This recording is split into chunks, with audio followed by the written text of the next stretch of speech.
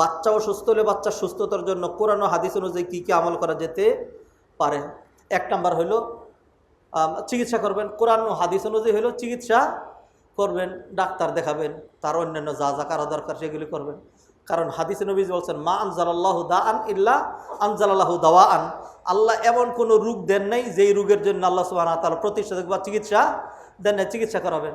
2 নম্বর, আল্লাহ সুবহানাহু ওয়া তাআলা কোরআনে বলছেন, ওয়া নুনাজ্জিলু মিনাল কুরআনি মা হুয়া শিফাউন ওয়া রাহমাতুল লিল মুমিনিন ওয়া ইয়াশফি সুদূরা কওমিন মুমিনিন।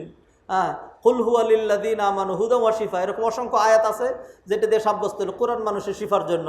সেটা মানুষের কলবের শিফা, মানুষের বক্রতা থেকে শিফা, এবং পাশাপাশি মানুষের শারীরিক সুস্থতার জন্য শিফা। আগেকার দিনে তো মানুষ এত হসপিটাল ছিল না, এত ডাক্তারও ছিল না।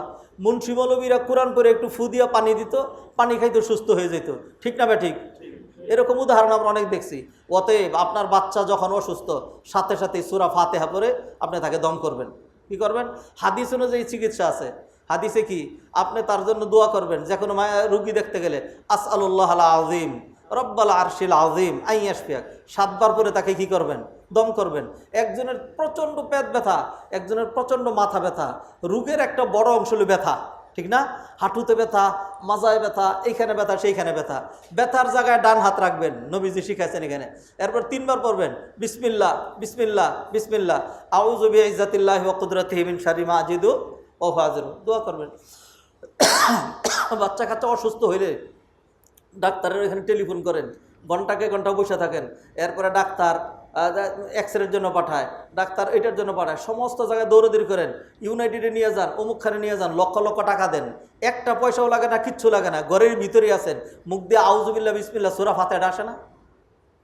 অন্যান্য চিকিৎসা করবেন, তবে ওই চিকিৎসার আগেই আমি ব্যক্তিগতভাবে যেটা করি, আমার বাচ্চা কাচ্চা নিজে অসুস্থ হইলে আমি আগে করি, আগে সূরা ফাতিহা পড়ে যারা দিয়া সেইরা হেরফে আমি এইবার আল্লাহ ভরসা, বাকি চিকিৎসা তো করবোই। যেহেতু আমি কোরআনের চিকিৎসা করছি, ইনশাল্লাহ আমার বাচ্চার ক্ষতি হবে না, হয় না। অতএব এইগুলো করবেন ইনশাল্লাহ।